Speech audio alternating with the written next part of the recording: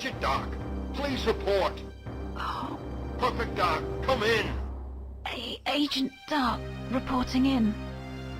Agent Doc, please reply. Something's jamming my transmissions. It's coming from that other craft.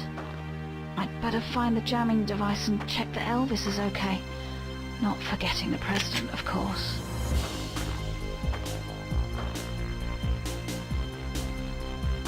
Okay, welcome to the ocean. Because they were flying over the ocean in the last level, but somehow you land in Alaska. And because I dropped off the hovercraft, I get to use it in this level, well, the hover bike.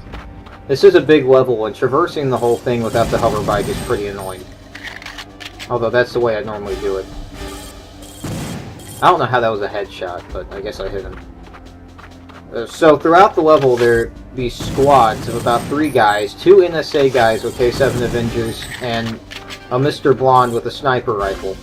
And they'll lay down and shoot at you, and since they're wearing those white clothes, they can be really hard to see at a distance. But the sniper rifle is really good for this level. I'm not a big sniper fan, but it's normally my main weapon throughout this level.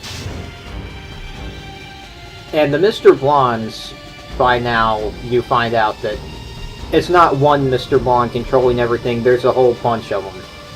But I like to imagine the ones that appear in the cutscene are all the same one.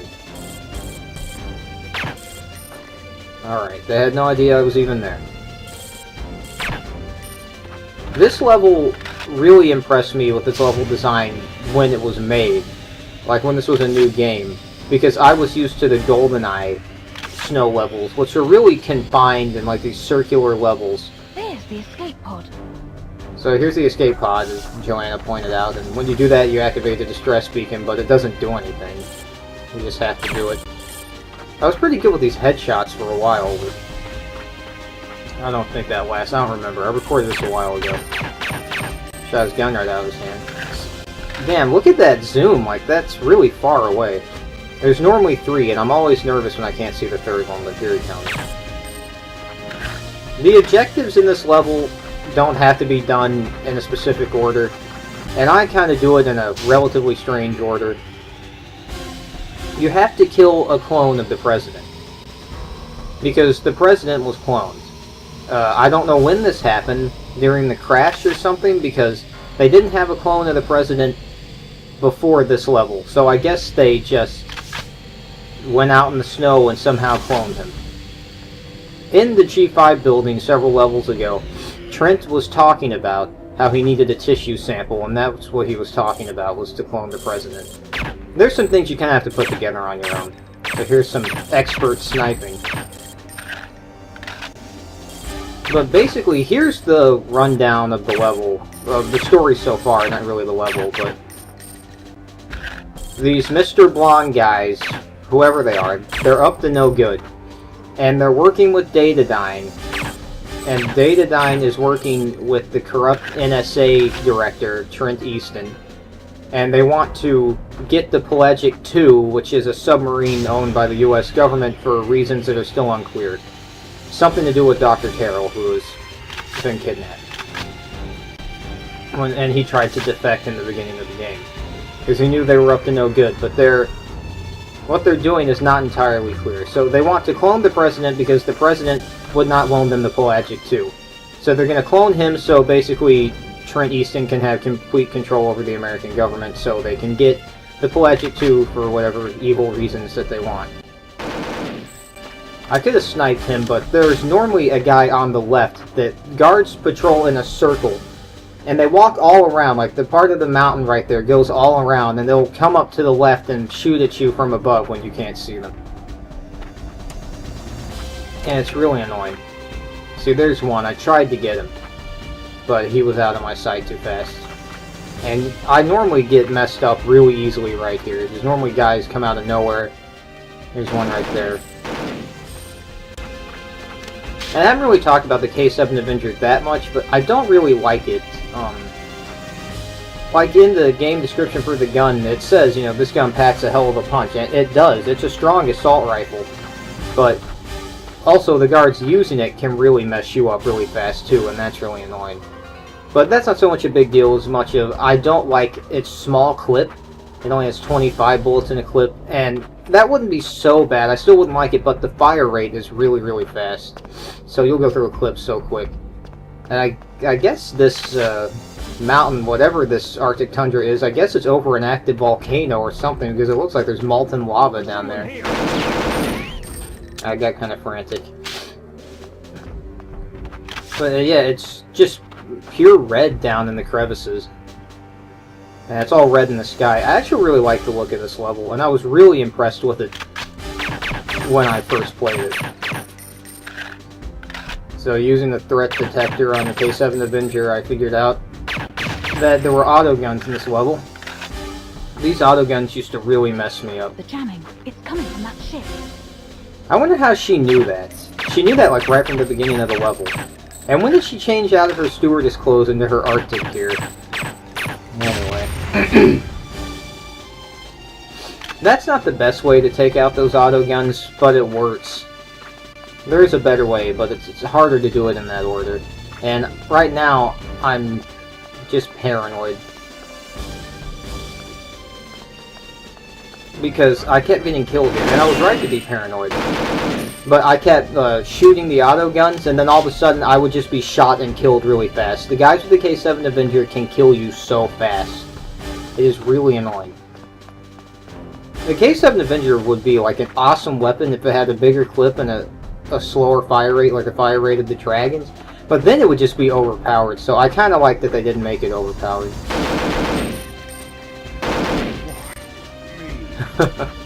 Those guys have messed me up really quick, too. So, the K7 Avenger registers that ship as a threat, and that is the same ship from the last level. I used remote mines to blow it up. And I shot it a few times because sometimes I can take it out in one mine, sometimes I have to take it out in two, and sometimes three doesn't even do it. But you can see it take more and more damage as it becomes more black. That's a huge explosion, and I have been hurt by it before. And I thought it was kind of cool to like run away from it and activate it while not even looking. Oh, damn it. If you can at least hit them, it'll stun them out of attack and you can line up a shot. But right there, I nearly got killed because this weapon has to be reloaded so frequently. It makes it, it makes its strong power not worth it. I think the Dragon's a much better weapon, with a much better secondary function. And then the Super Dragon is just way better. Because, well, the Dragon and Super Dragon are weaker than the K7 Avenger. They are not substantially weaker. And they do a good amount of damage. And with how their fire rate is, you can shoot fast but without having to reload constantly. And you can turn the the Dragon into a proximity mine, well, bomb rather. And you can shoot a grenade launcher with the Super Dragon, which just makes it an awesome weapon. But I do like that they mixed up the weapons, and the weapons are not exactly the same. And if those guys go into that shadow right there, they can see you and you can't see them, and I've gotten killed many times doing that. So this is the hardest part of the level right here for me. That's why I just like to get it out of the way with as much health as I can retain in the beginning, before going to the second area. I'm setting a little trap there. On the night vision goggles, which she somehow has. I like these caves in this level too, but that's a Mr. Blonde, and by doing that, you aggro, I guess, for lack of a better word, a bunch of other Mr. Blondes, and the President's clone comes running at you. And you can tell the President's, the clone, you can tell the clone from the real President because the clone is just wearing not wearing his jacket. And I just know where they are. And having to reload the K7 Avenger so much kind of messes me up right here. Because they throw a ton of Mr. Blondes at you. And because I had to reload, I got hit. And I just reloaded, it's already down to 7 bullets in the clip. And I'm not sure how many come after this. I got him in the throat, I think. And I only blew up one Mr. Blonde with that mine. I'm just paranoid. I've had different numbers come after me many times. checking the objectives. This ground right here, this path, you know, the middle of the path, how it's got those blue rocks or whatever it's supposed to be, reminds me of Banjo-Kazooie's levels. Particularly in the first level, and like Treasure Trove Cove, where you have to walk on these mountainous paths. They have a similar texture to that. It's probably the same texture, just recolored or something. Although, it's not on the same engine, because Rareware did do both these games. Both Banjo-Kazooie and Perfect Dark, but I doubt that Banjo-Kazooie and Perfect Dark are on the same engine. In fact, I know that Banjo-Kazooie was done on a modified version of the Mario 64 engine. I thought that this game had really good level variety as a kid, and I still think it has decent level variety. Because this snow level is, if there hasn't been a level like it before, you are in Alaska and you are in a snow-like area in the level before this, but you're in an Air Force base, and the whole level's on the Air Force base, and then you're just on a plane. You're not actually out in the tundra.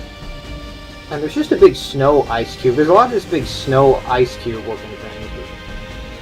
I thought this game had pretty good level variety, and it continues to. The first 3 levels are pretty similar, but I like the way they did it. I think this game has good level variety. I mean, there are games better than that now, but I still think this game does a pretty good job of that. A hell of a lot better than any other first-person shooter I had played before this. So here's the crash site of Air Force One. I keep wanting to say Area 51. And that briefcase allows you to scan the president. Will define the president. It's like a radar. I guess he has a tracking device in him. He's a lot easier to get to than the clone, which I guess would make more sense. I'm trying to line up a shot while on the hover bike, and that makes your weapon sway an insane amount. And I did the whole level, when I was practicing the level before recording it, I did it on the hover bike, and I just kept getting killed because I just kept missing people. I was trying to get him to do that animation when you shoot them in the ass, because I kept doing it with my sniper rifle before. And I was practicing the level. They grab their ass and jump, and they do that in GoldenEye as well. I remember thinking that was so fucking funny, because I was about 6 when I first played GoldenEye. So I think that there actually being a crash site is pretty cool. Yeah, you go up, you see Area 51, it's all destroyed, you see the random things, you know, scattered all around. It's particularly in that area.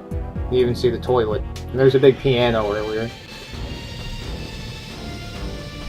I don't think there are any other squads here. I think I took most of them out. I'm not... Okay, yeah. You can't take the hover bike everywhere in the level. But just being able to, like, go from that crash site to this area, just with the hover bike, it shaves off so much time. But you can't take the hover bike past here because you have to walk up this log. And I remember thinking this level was just so big as a kid.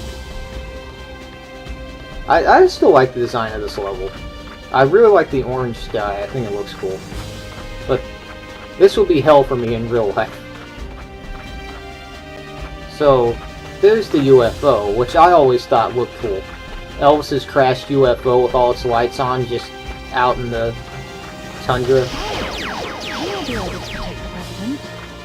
So the goal is to bring the president to Elvis now. And Elvis has just been standing here shooting guards the whole time. And I like the inside of this ship. I think it looks cool. I used to draw stuff like that all the time as a kid, just like one seat. Elvis is pretty good at defending his UFO, and it's a good place to get ammo, but yeah, I used to draw shit like that all the time as a kid, like vehicles with just one seat and a domed glass cover. And that guy was wearing a Datadyne outfit and not an NSA outfit, which is interesting, and I only see those guys over here. But this, compared to the snow levels in GoldenEye, is really impressive. It was just like a big sandbox and you were kept in by a bunch of trees that looked very fake. This was really impressive to me back in the day. So those G5 robots have showed up here. But you can destroy these. And I'm going back and checking behind myself because I had been snuck up on and killed right here many times. And get a nice view of that arching snow thing, whatever it is. I really like the look of it. Now, I really liked these caves as a kid. This level, when you don't know where you're going, is a really shitty level. These guys really aren't so tough. They do less damage than the K7 Avenger, and you can take them out pretty fast. Close to a full clip will take them out. And with how fast the K7 Avenger shoots, it's pretty quick. Come on. Also, I'd like to point out that I'm not one hit away from death in this level, and I wasn't in the last level either, because that was a trend for a while. So here's how you get the secret weapon of the level. You'll never save him now. Just run up and disarm Trent before he executes the president. And he gets a really ridiculous, like, 1970s pimp style looking handgun. A golden revolver, and it's got, like, tiger stripes. But it's basically the same as the golden gun. It one-hit kills anything. Only has 5 shots. So, and since I rescued the president last, it's not that useful, but it's still cool to get. And I think that's the only secret weapon of this level. But I like the way you get it, just by taking Trent's gun. Jeez. Killed 4 guys since I left. He really helps get people off your back. So, come on. Just waiting for the president. I have brought the president all the way here, completed all the objectives, and then had him killed by guards. I got really nervous right here. See, he was shooting right at the president. How are you feeling, Mr. President? Better now, young lady. Today, I think will take a while for me to get over. I can't believe Easton would do such a thing. I knew he was ambitious, yes, but this... Just one thing, sir. What is the Pelagic II that Trent wanted so badly? It's a U.S. government deep-sea research vessel, one of a kind. The only ship that can conduct a full-scale diving operation at extreme depth. Trent wanted me to loan it to the Datadyne Corporation, but I refused. Trent has a lot to answer for, but I don't think we'll find him now. I think it would have been better if she wore her goggles. You have failed, Easton. You are a flawed device, and we need you no longer. Just try it, you Scandinavian freak!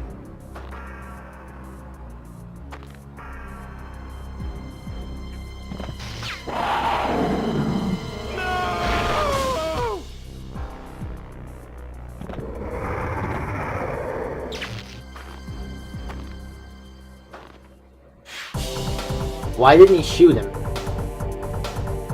Seriously though, when I first saw that, I was shocked as hell. I had no idea that was coming. That was a huge fucking twist for me. I had no idea what was up with Mr. Blonde.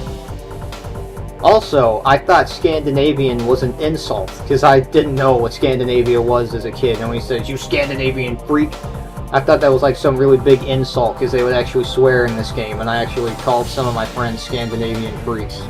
I don't remember their reactions. But that was...